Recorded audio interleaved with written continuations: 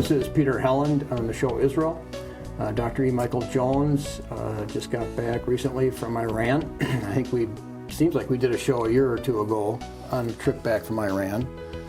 So this thing just keeps upping the ante. Yep, a little especially dramatic this year. The conference was originally scheduled for February, and then it got postponed until May, and coincided with, number one, Trump reneging on the nuclear deal with Iran. Number two, the United States moving its embassy to Jerusalem. Number three, the 70th anniversary of the founding of the Zionist entity.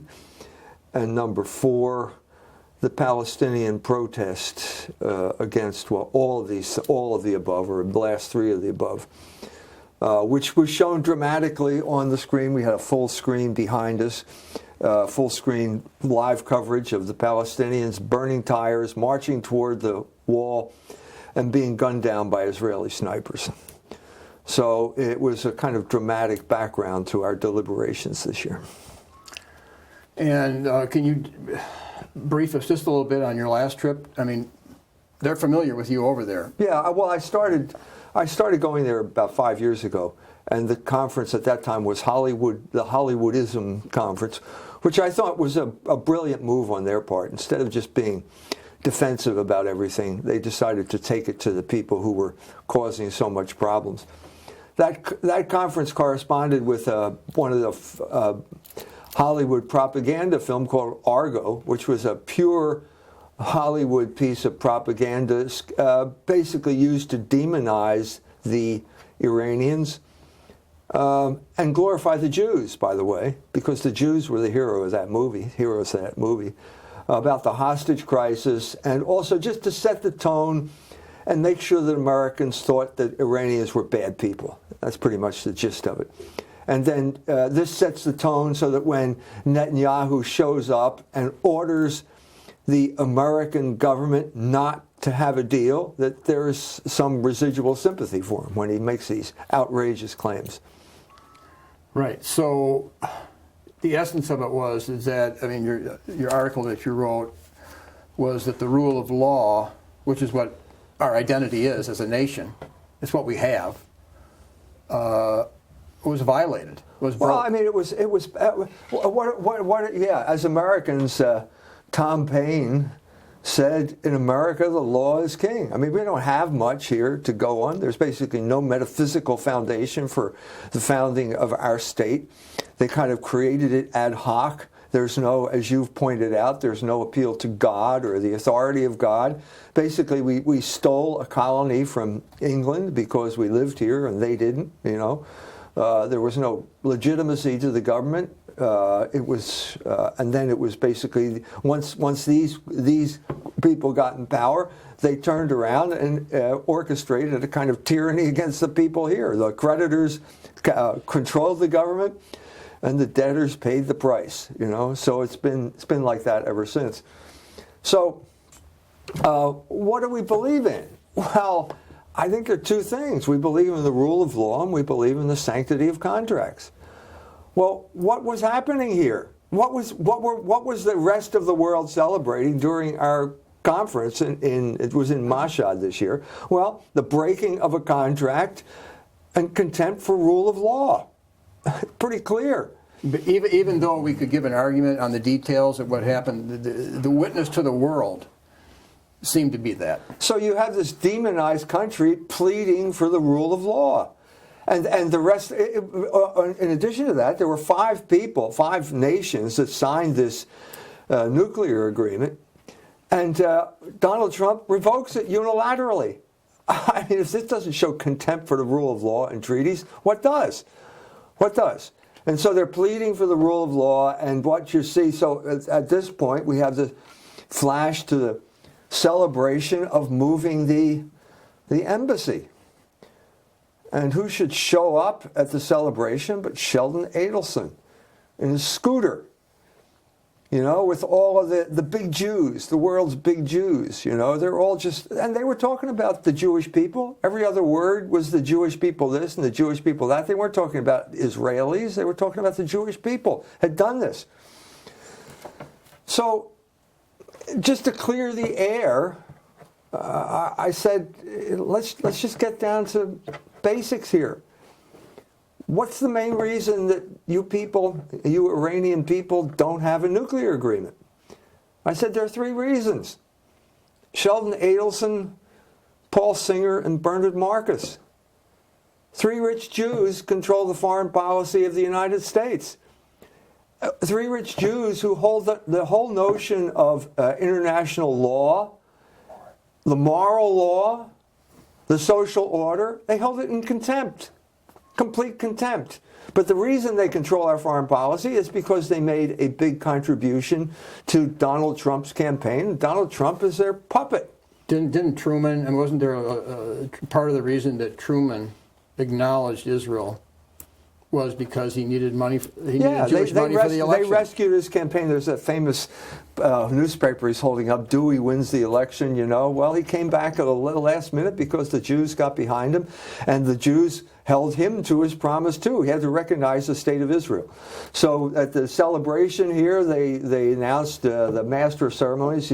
11 minutes after the Jews declare the state of Israel, it's recognized by the United States of America because Harry Truman was fulfilling a campaign promise. So we've got this whole history of rich Jews pulling the strings and the United States president being the puppet of rich Jews.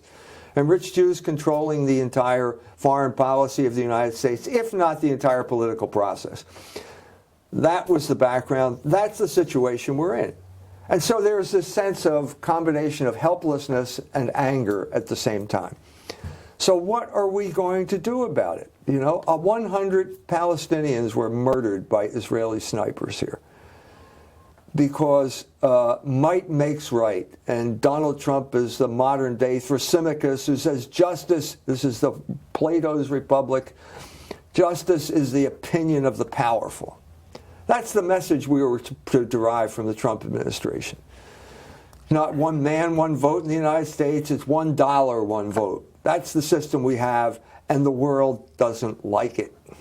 No, and you taught at St. Mary's in 1979, and you got out after a year, and the idea is, had you stayed in the institutions where power and money may have strong influence, your line of direction for seeking truth would have been... Well, yeah, I was liberated from academia at an early age, and thank God for it every day since that time, or most of the time. But the point here is that we have all of these institutions now controlled by a certain group of people whose name we are not allowed to say. Okay? And so after stating the obvious fact that 3 rich Jews control our foreign policy, I said, we have to be able to do something about it. We have to be able to mention this, and in order to do this, we have to break the Jew taboo. Okay? We have to hold people accountable for their bad actions. It was the Jews who did this. We can't use euphemisms. We can't say it was the Israelis, it was this, it was the Samoans. It was the Jews who did it. And so I said, they had a rabbi there, Rabbi David Weiss from Neturei Karta, and I said in my intervention at the conference, I said, I wish all the Jews were like Rabbi Weiss. His organization is an anti-Zionist organization, but they're not. He represents not only a minuscule minority among the Jewish people, a hated minuscule minority, hated by the overwhelming majority of Jews who would burn their building down or create riots whenever they show up in a Jewish stronghold like Brooklyn. They've already gotten in trouble there. So that's not the case. We have to deal with people like Sheldon Adelson. I also said the noted Russian philosopher Alexander Dugin was there. He was sitting there as I was giving my talk, and I said, it's not my idea. It was Charles Bausman's idea from Russia Insider. He said, time to break the Jew taboo. I'm picking up what he said. And I said, on the other side of the foreign policy spectrum, we have Russia. And Russia is now being demonized as well. Well, why is Russia being demonized? Well, Bausman said it's because of the Jews. Because the Jews, the neocons like the Crystals and these people, are the grandchildren or children of Russian immigrants, Russian Jewish immigrants who came here and spread the story of the hated Tsar, and they built up this residual animosity against Russia. Well, we had a Cold War. It was because the Russians had been conquered by communism, which was a Jewish movement. Bolshevism was a Jewish movement. And now communism is no longer there. And when that happened, with the fall of communism, we thought we could be friends again. And not only that, my son went over there and ended up marrying a Russian, and I have 8 grandchildren who speak varying degrees of Russian now. So looking at Dugin, I made this point, But it's, again, we've got this situation where, again, we can't talk about the main engine pulling the foreign policy train here. But can't do it. But the reason is, and you were probably gearing up for what you were going to say, and so to break the Jewish taboo, you had to be fortified, and even when you got there, I remember you telling me, it was a little bit scary. It's intimidating. Yeah, even there, even in Iran, because the Iranians have it too. One of my books was translated into Farsi. The title I gave was The Jews and Moral Subversion. It got changed, I'm told, because I don't read Farsi, it got changed into Zionism and Moral Subversion. Well, that's not what I said. That's not really what we're talking about here. The same thing happened with us, with the two of us. At the Little Flower Catholic Church. Happened there. But I was thinking more of a show we did here with Miko Pellet. Mm. Miko is an Israeli, son of an Israeli general, a pro-Palestinian Israeli, okay, and he was at the conference. And it's with a little bit of trepidation that I'm bringing this up. I've got Miko here and I got Rabbi Weiss here, but I figure we got to say something. It's just going too far. This whole spectacle of the big Jews of the world congratulating themselves as their snipers are shooting innocent women and children, it's going too far. Mm-hmm. Even American Jews now are turning away from Israel. A lot of them. Max Blumenthal is agonizing with another Jew on a YouTube video, and he says, well, we have to take responsibility for the hell we created. Well, who's the we? Well, it's American Jews. You created Israel. You created this monster. And now what are you going to do about it?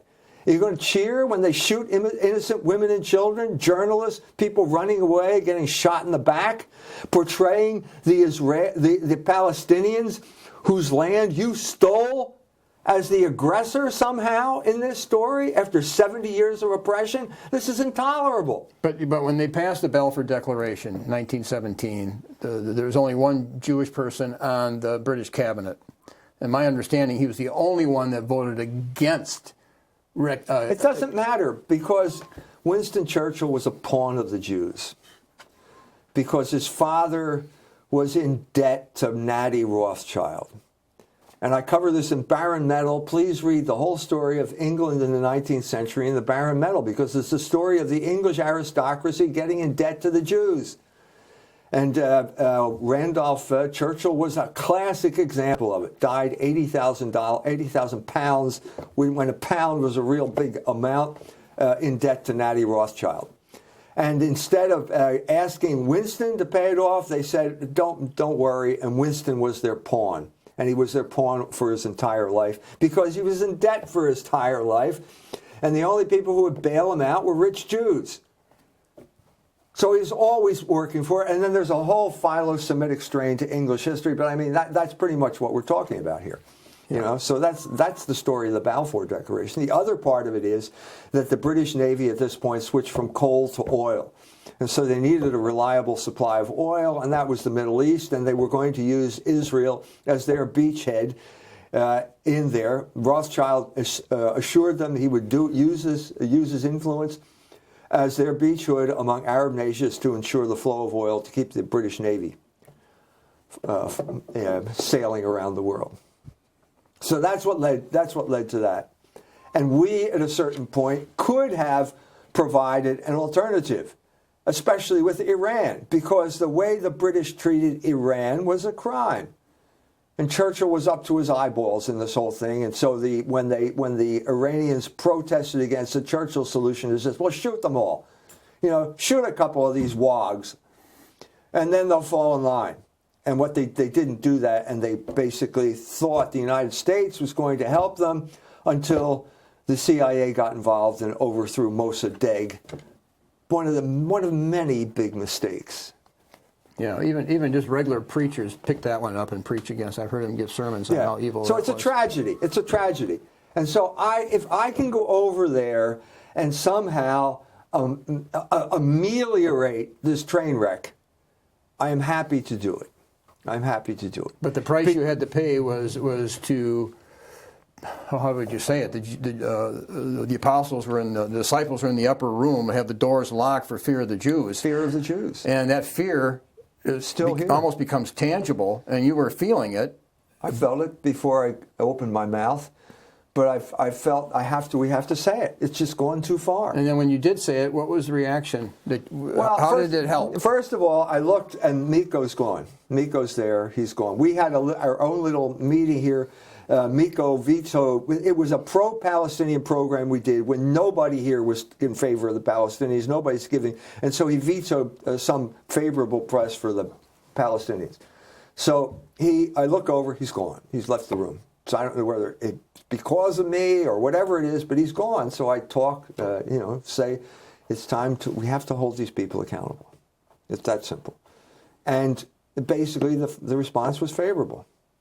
So Phil Giraldi was there. Phil is a former CIA agent. There are lots of people in the CIA who are unhappy with the pro-Israel domination of our foreign policy. So he congratulated me afterwards, and then he was taken to a press conference with a bunch of other former government officials, and he said the same thing I said at the press conference. 3 reasons 3 rich Jews control our foreign policy. So it was sort of like, well, once you say it, then the dam breaks, and everybody feels a little bit relieved. But there wasn't that much emphasis on the Christian Zionism. Is that what because Christian Zionism the Christians play a huge role. That was not being discussed. Well, there was one of the former government officials there was Scott Bennett, who's done a book on money laundering and how the United States was involved to fund all these proxy warriors in the Middle East. And he was conservative, and he had contact with this group of people. And we talked a little bit about it. These people are against gay marriage, and they're pro-Israel. Well, if you never mention the word Jew, they're not going to be able to connect the dots here, because that one group, as we've said here before, is behind both of those things. And they're playing these people for fools. The Christian Zionists are just idiot goyim, useful idiots, as Lenin would have said. So we have to make these connections because we need to hold the Jews, specifically American Jews, accountable for the hell they created. That's Max Blumenthal's term. But if the media here was going to say anything about that conference, what would they say? How would they paint it? There's the reality of what it was, but they're going to say this was anti-Semites. As far as I know, they did not cover the conference. But the first conference I attended, the Hollywood Hollywoodism conference, it was the only time I've been interviewed by the New York Times. The reporter there asked me, it was the first time I've been around, what was my impression? I said, desexualization. Next day, we open up the New York Times. There's E. Michael Jones being quoted about desexualization, the desexualization of Iranian culture. So that was nice. Then the ADL issues a press release denouncing the conference as a hotbed of anti-Semites. So we're not going to leave it at that. We're going to name names, okay? So they go down the list. This guy's an anti-Semite. This guy's an anti-Semite. Go down the list. I said, wait a minute. Where's my name? Yeah. I'm the one who brought up the issue of the Jews in Hollywood. Why didn't you mention my name? Well, it's because the first line of attack is called dynamic silence. There's a book called Fatal Embrace by a man named Ginsberg. He lays it all out there. They figured out this scheme as a way of destroying America first, what was left of America first after World War II. So that's why my name wasn't listed. There are certain they don't want because anyone as soon as you mention my name, you can be sure as the sun rises in the east that someone's going to Google my name, and maybe they'll listen to something like we're saying right now, and maybe it will make sense to them. So the fact that I am not mentioned is a sign that I'm saying something that threatens their control of the discourse. Right. That's what's going on. But you're there, and how wholesome was that meeting? I mean, how free was it? It was good. It was good because I said the first time I went there, I was just interviewed all day, and I said to Nader Talabzada is the head of New Horizons, which is the organization that put on the conference. He was there. He was running the whole operation.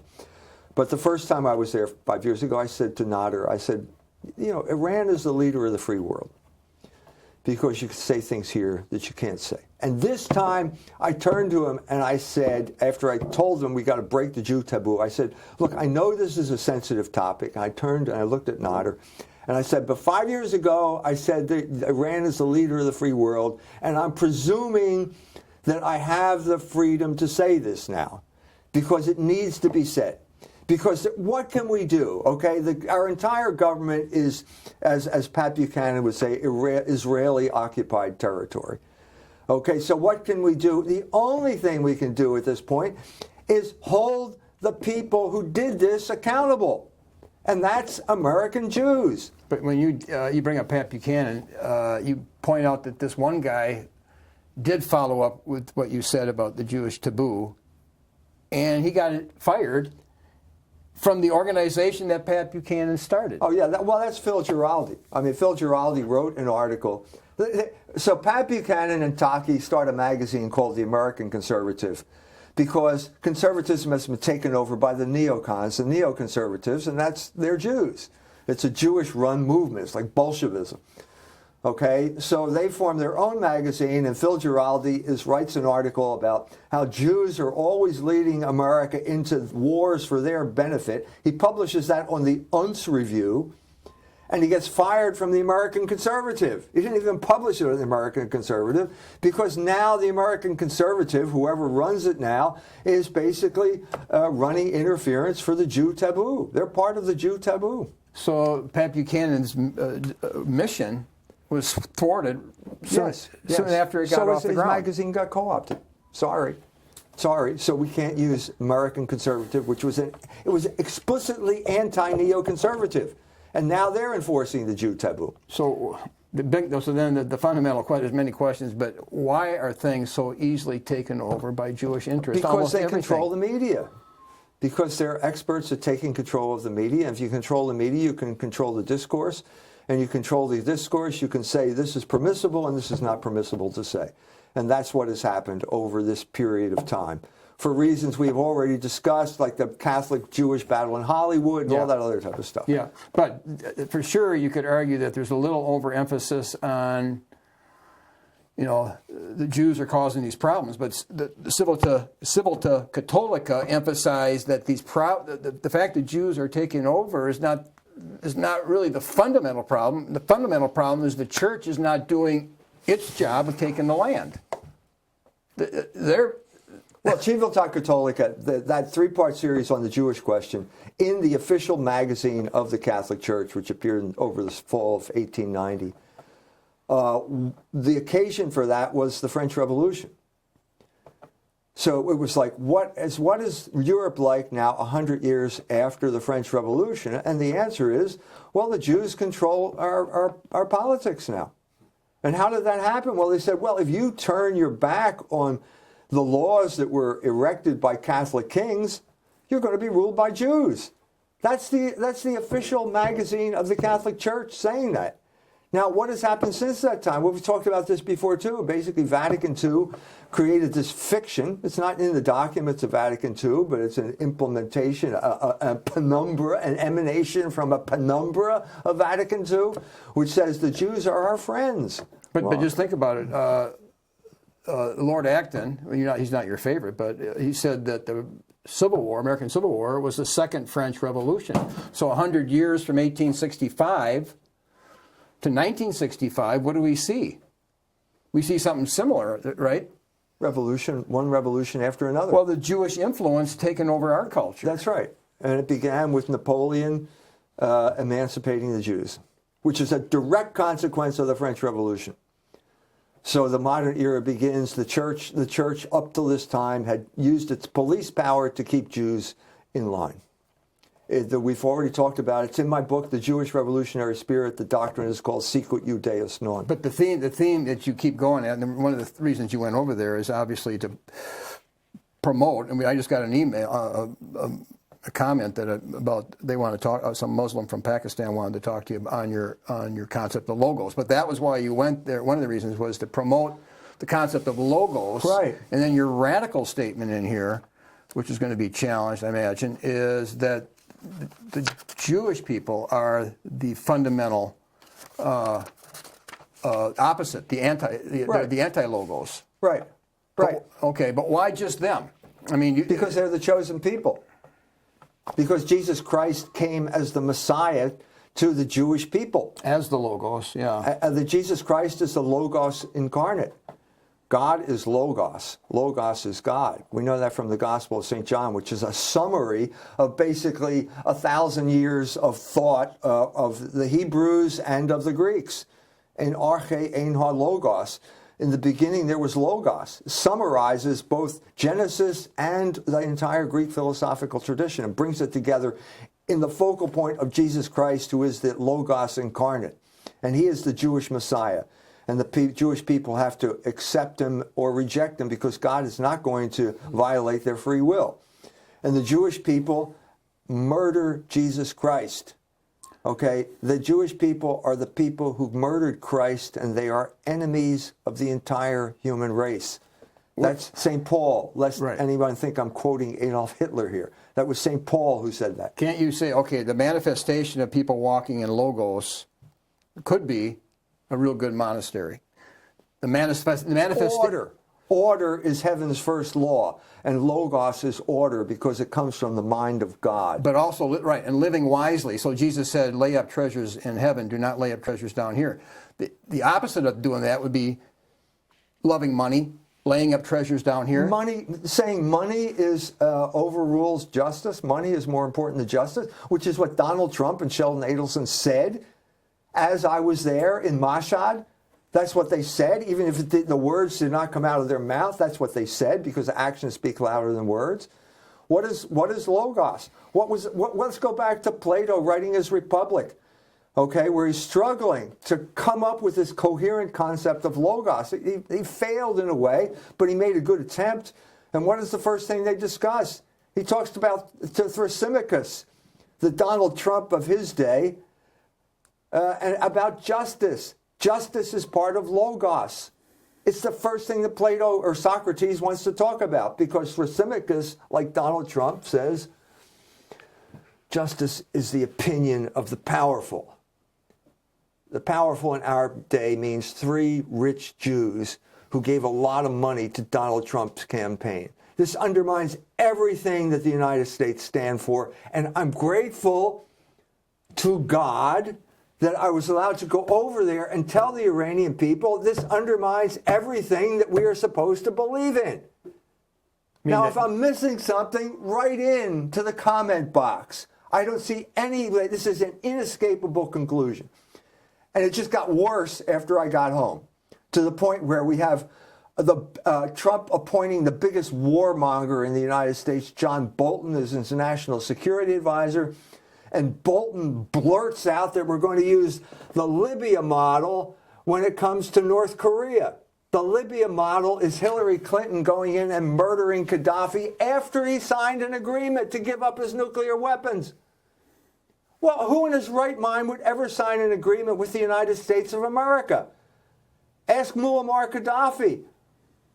And now Bolton blurts it out, and then our illustrious former governor, Mike Pence, is on Meet the Press, and he says, oh, it's the Libya model. And suddenly the North Koreans are upset. What's wrong with these guys? What's wrong with these North Koreans? They don't want to end up like Muammar Gaddafi? What's wrong with them? I mean, this is crazy. This is complete craziness. This is a complete abandonment of everything that the Western civilization has stood for over 2,000 years. I'm talking about before Jesus Christ.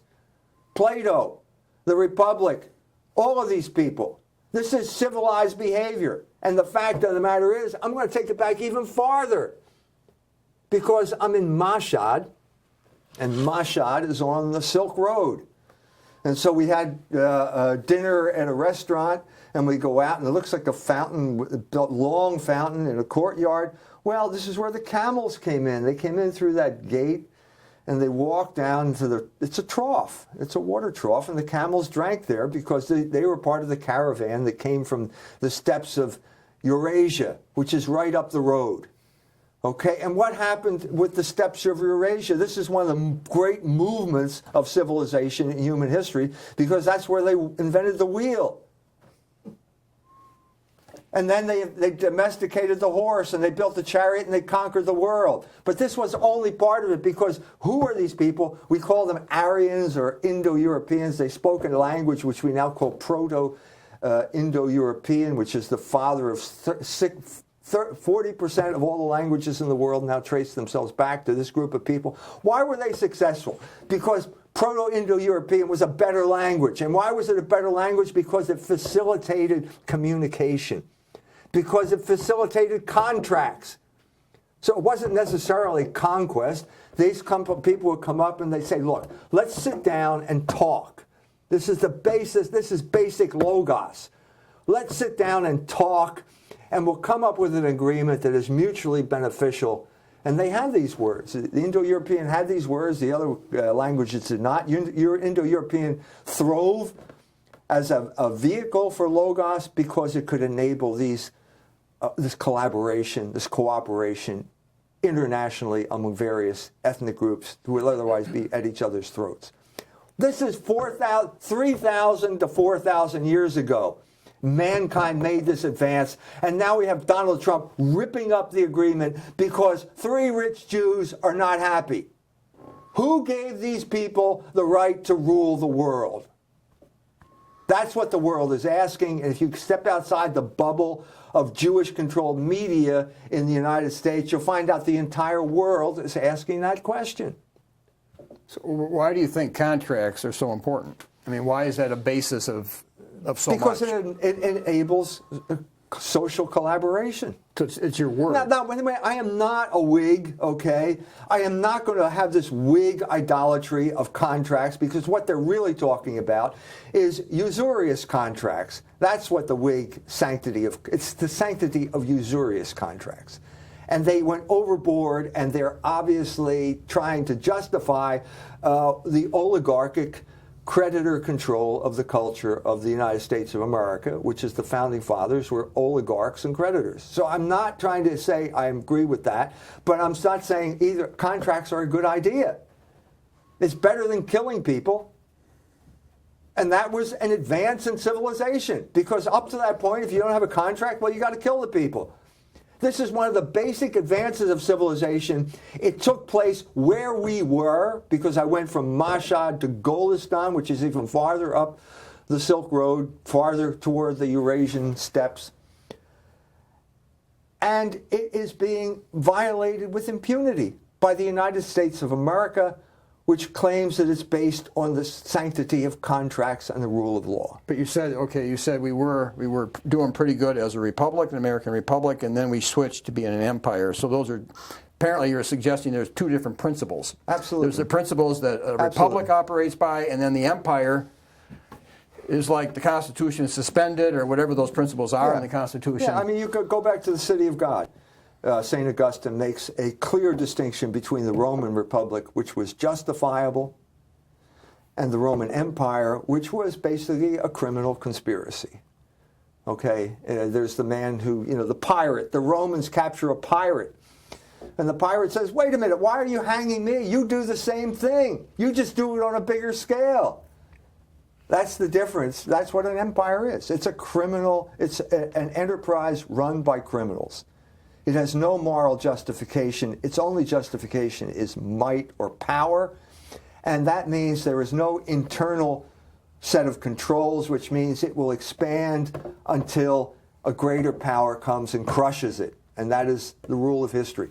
It's in the book of Daniel, where he talks about the rise and fall of empires. Was there ever a time that we weren't kind of focused on being more of an empire? Was there? I mean, it's been a gradual process. Yeah. That, like the Civil War was a milestone. Mm-hmm. Okay. Before that time, you had a group of people where states had sovereignty. Okay. But the oligarchs in the North did not like that idea. They wanted to project power. And in order to project power, you have to eliminate any internal distinctions, because the internal distinctions separate power. So it's been one step after another, crucial moments were the entry into World War I, which the American people did not want, the entry into World War II, the protest movement known as America First, with Donald Trump channeled here to get elected, which is... Well, that's why we were when they came to South Bend, I mean, there was some excitement. Because we thought, finally, here's someone who understands the real principle of the American Republic, which is removing yourself from foreign entanglements and promoting domestic enterprise, domestic manufacturing. So Alexander Hamilton got half of it right, because he did a letter on manufacturers, which is right, but then he did a letter on banking, which was wrong. But the bottom line is Trump could not have gotten elected without, even right toward the end, Adelson gave him, well, I don't know if we'll never know. We'll never know. I mean, Adelson now claims it was his millions that got him elected, but we'll never know. Right. We'll never know. Maybe it would have gone the other direction. We'll never know. But once that happened, well, look, I remember him saying to the Jews, "Don't give me money, because no, he did, right. If you give me money, you're going to control me." So what's he do? He does the exact opposite. Takes the Jew money, and then he does what the Jews tell him to do. And now we've got a worldwide crisis. Okay? Every day we get closer to war, because the Jews love war. That's the way they spread their power. And so where is it going to break out? Is it going to be Russia? Remember? That was Victoria Nuland. That was the Jewish lady who started that, opened that front. But the problem is the idea that you're scapegoating things on the Jews. Is there another way to look at it? Can you say the problem is the church is not functioning right, or something like that? Or do you have to say it's... Yes. I mean, the point is, if we don't say that, we are not addressing the problem. And as Sun Tzu said, you have to identify the enemy. You have to know who you are and who the enemy is. If you know who you are but not who the enemy is, you will win half your battles. If you don't know who you are or who the enemy is, you will lose all your battles. Like the classic instance of this is the Catholic Church and the Jews.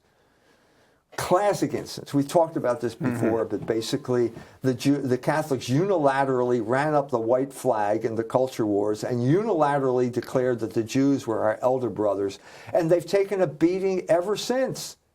They've lost every single cultural battle. You name it. You name it. You know, abortion, Bernard Nathan said it was the Jews who were behind abortion. Amy Dean said it was the Jews who were behind gay marriage. We can't say this. They can say it. They say it and they brag about it. I say it. I'm an anti-Semite. How many times do I have to say this? No. We can't say the Jews are behind the founding of the State of Israel. Well, who was it then? I mean, this is ridiculous. We will never achieve anything, because right now there are Jews out there whose consciences are being troubled. Oh, yeah. Because there's no human being on the face of the earth who's going to approve what's going on over there. Who can approve of what's happening there. This is 70 years of oppression, and it's worse now than it was at the beginning. Every day it gets worse over there because of people like Benjamin Netanyahu. But where the Christians are captured, and I just heard a fresh sermon by a guy, he was a New York Catholic, and he became saved in 1974. Boom, he was in Israel within a year. He's reading Helland. He's got that whole thing down, and he stayed with it. But he's very bright. And he's saying, yes, the Jews are as bad as they say.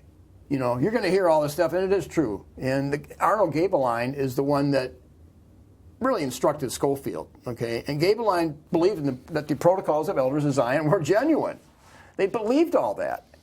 But then they took Romans 11:28, which says the Jews are the enemies of the Gospels for our sake. But for the elect, for the Father's sake, they're beloved. So they somehow hold them both in tension. Yes, they're as bad as people say. They do control everything, and they're just wiping us out. I mean, the guy in the sermon said, do you know that right now the head of the ACLU is this Jewish lesbian, and she would wipe us out if she could right now? And he's going, it's that bad. But we have to love them because they're beloved. I think that's a misinterpretation. Well, yeah, we do have to love them. Why? Because they're our enemies. They are enemies of the entire human race. And Christians are taught to love their enemies. Okay? So I love the Jews. But how do you because they're our enemies. But I can't allow these people to basically violate every single standard of civilized behavior. We can't tolerate that. But the fear That's is not love. The fear is once you open up this door, then real anti-Semitism, wrong anti-Semitism. No, the opposite is true. That's what Georg Ratzinger said. That's what Georg Ratzinger said, the Pope's great uncle, when he wrote Jüdisches Erwerbsleben around the same time that the Civiltà Cattolica articles came out. He said, if the church does not take the lead in this thing and enforce a humane type of solution, namely sicut Judaeus non, which is no one has a right to harm the Jew, no one has a right to violate his or disturb his religious services or desecrate his cemetery. But, on the other hand, the Jew has no right to subvert the morals of Christian people and destroy your culture. And usury. And the whole package. Right. Or, gambling, the whole thing. Yeah. All this type of stuff, we've one salami tactics, one slice at a time, and suddenly we are a completely occupied territory here. And they control the discourse. So we can't tolerate that. So if you don't come up with a humane, principled solution to this issue, you're going to create a violent one. Well, and that's what Ratzinger predicted. That's what he did. He predicted almost exactly right with Hitler. Used, guess which word he used? He said the German people will not tolerate this much longer as soon as they find a leader. Well, what's the German word for leader? Ein Führer. Yeah.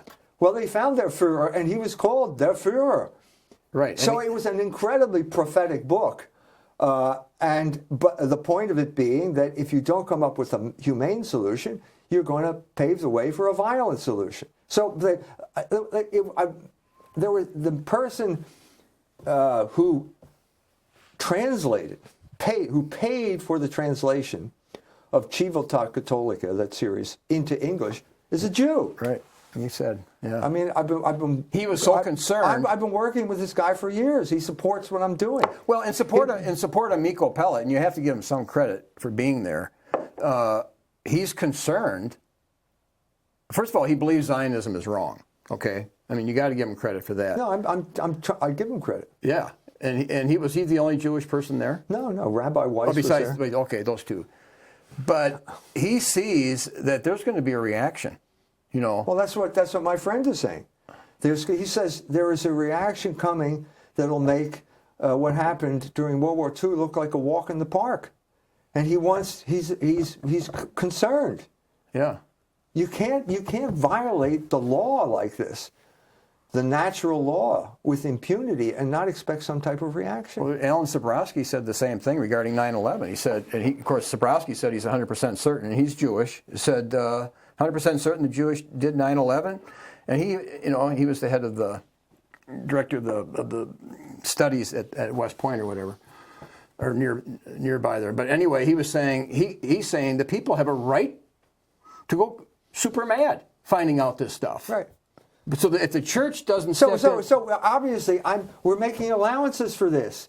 Okay, who is responsible? The Jewish people are responsible. Does that mean every single Jew agrees with Benjamin Netanyahu? No, of course not. No, because of the majority of Jews really weren't for Zionism at some of the key junctures. The Jewish people has always been a political construct that is used for political purposes. It was that time under the Sanhedrin when they crucified Jesus Christ. It is that way now, except that it's called major Jewish organizations now, like the ADL, B'nai B'rith. It's not called the Sanhedrin anymore. But it's still, IPAC is the classic example. You go to an IPAC conference, and they are there to scare the Jews, the little Jews, to death. That's the whole point. You flash Ahmadinejad's picture on the screen, and then Hitler, it's Ahmadinejad, Hitler, and it's going to happen, and you got to be scared to death. So therefore, you're going to support IPAC. And all of these little Jews are being used as human shields to advance the big Jews' agenda. Right, right. And that's the problem. So we have to liberate these little Jews here from the tyranny. That's the way they talk, right? They're going to liberate the Iranians from that tyrannical leadership. You know what I mean? That's the way they use the rhetoric. Well, I'm saying the same thing is true of the Jews. You got all these little Jews kept in fear by the big Jews at IPAC and the ADL and places like that. And now they're waking up and they're realizing, wait a minute, this is a bad deal. You know, I think this is what Max Blumenthal is trying to say here. You know, we created this hell, and now it's like the Frankenstein monster is out of control. You know, I'm sure if he had his way, he'd try and solve this problem, but he doesn't have his way. Do you think there's any connection? And of course, I say it all the time because this shows Israel, and our emphasis is Jesus is the true Israel, and when we're in Christ, the church is Israel. Jesus was born when he was 0 AD. 70 years later, Jerusalem. Now in 1948, Israel is rebirthed, right? We're told. Now it's 70 years later. And as it unfolded in 70 AD, internally, it was more internal what caused the destruction. Even Miko Pellet said it's unfolding internally. I heard him say that several years ago. Yeah. Do you think something, it's kind of a weird 70 year... Well, there's 70 years for communism, too. That was another Jewish movement. It was Bolshevism was a messianic Jewish political movement. It lasted 70 years. The Hebrew people were held in captivity in Persia. And then suddenly it was up, and Cyrus sent them all home. So maybe I mean, so to get down to the culmination of all this, we've been talking about what we need to do, but in a sense, this is in God's hands, because all of human history is in God's hands. And he allowed some type of evil for a time, but he's not going to allow it forever. And something is going to happen. So what's going to happen? I don't know. I don't have a crystal ball, but I know it's not going to go on forever. Well, even you had, when they were honoring that Christian that got killed in that 8-year war with Iraq and Iran, and they were honoring it, and then you're interviewing you, and you couldn't, emotionally, it was you were breaking up emotionally. Yeah. I mean, when things get like this. Yeah, we went to Golestan, and we're traveling around Golestan, and one of the things we went to was a memorial service for a young man who died in the Iraq-Iran war in the 1980s. Toward the end of the war, died in a poison gas attack. Okay, and he was a Christian. His name was Edmund. And he loved children, and he was a heroic figure during the war, a medic, heroic in saving people's lives. And as a result, they rewarded him by giving him admission to the most prestigious medical school in Iran. So he had the letter of admission, sent it to his mother, or maybe probably went to his mother, to the home. His mother is walking around showing everybody, my son just got admitted to medical school. And then a poison gas attack, and he dies. You know, that close, is close to the end of the war, close to a career in medicine. He dies. And we're sitting there under this tree, the beautiful tree. Golestan is not desert, it's all forest and mountains. And there's pictures of him there, and there's a woman. So, you know, I'm the guy. They asked me to say something. So I got up and I said, you know, I'm grateful to be here. Because I'm grateful to have the opportunity to say the American people did not want this. You know, and if it weren't for the Jews, the Jewish warmongers, the American people and the Iranian people could live in peace. This is the gist of what Phil Giraldi said in his article. Everybody knows it now, okay?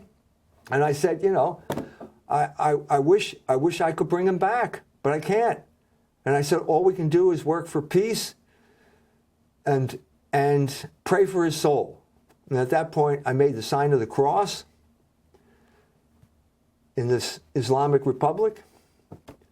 And I started to say the Our Father, and I started crying. And finally struggled and got through this thing. So somewhere, I mean, every place you go, you're being filmed. So somewhere there's a picture of me breaking down in the middle of this. I don't know what's going to happen, whether it's ever anyone's going to see it. But it was one of those moments where at least I'm grateful that I had the opportunity to say that. You know?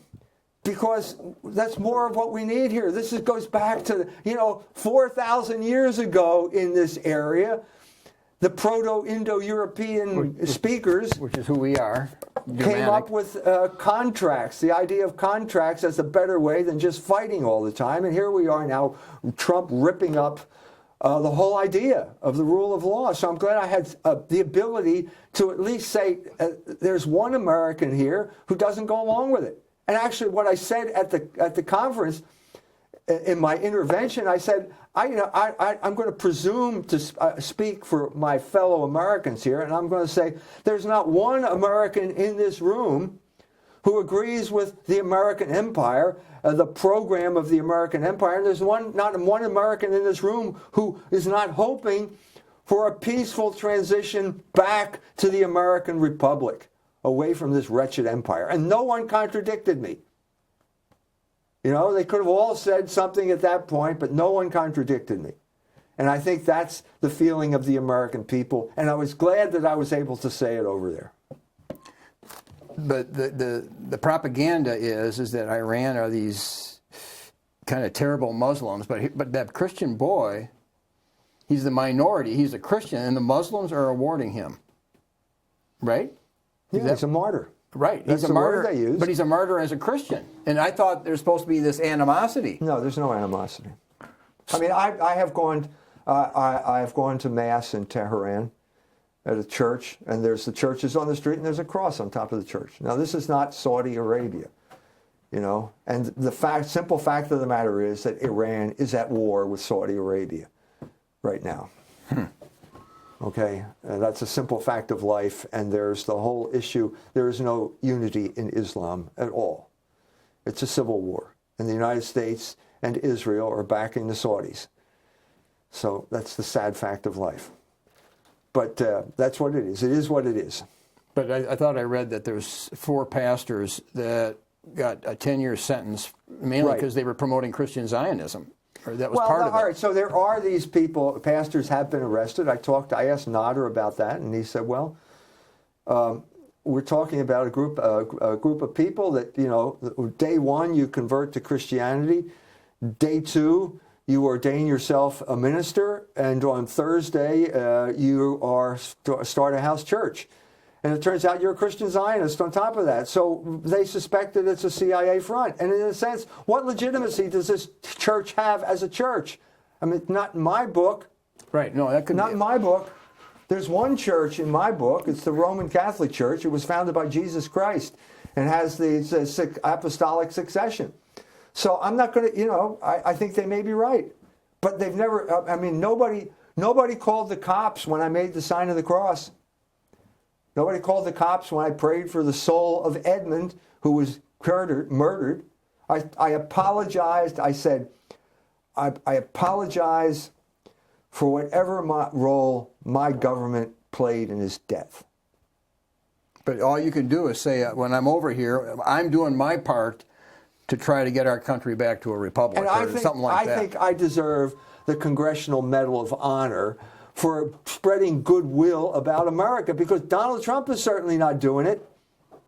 Donald Trump is not spreading American goodwill for America.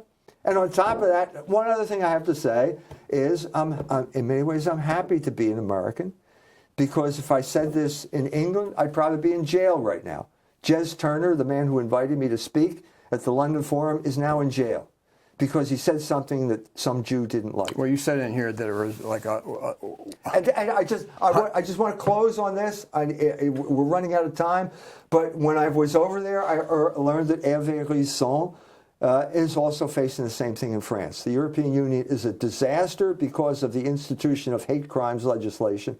And I'm glad we don't have hate crime legislation in America, because we are, in a sense, free to say these things, and we know we're not going to go to jail for it. I mean, they'll try and wreck your career. The Jews will try and wreck your career and do whatever they can.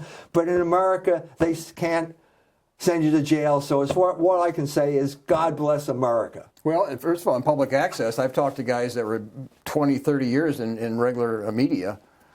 And one guy in particular I'm thinking of said, it's only on public access, actually, where you have the full freedom. Because when you're working for these media companies, they tell you what to say. Here, you can actually say, and they can't arrest you.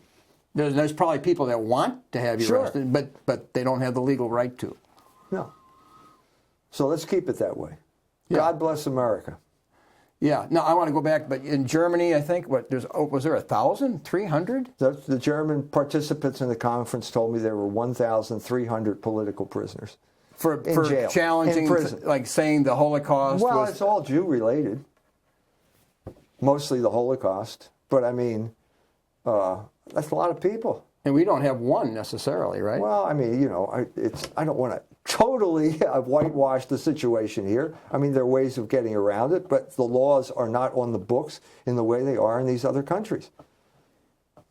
So, if we don't speak out, given the fact that we do have this certain element of freedom, God's going to hold us responsible for the fact that we didn't speak out.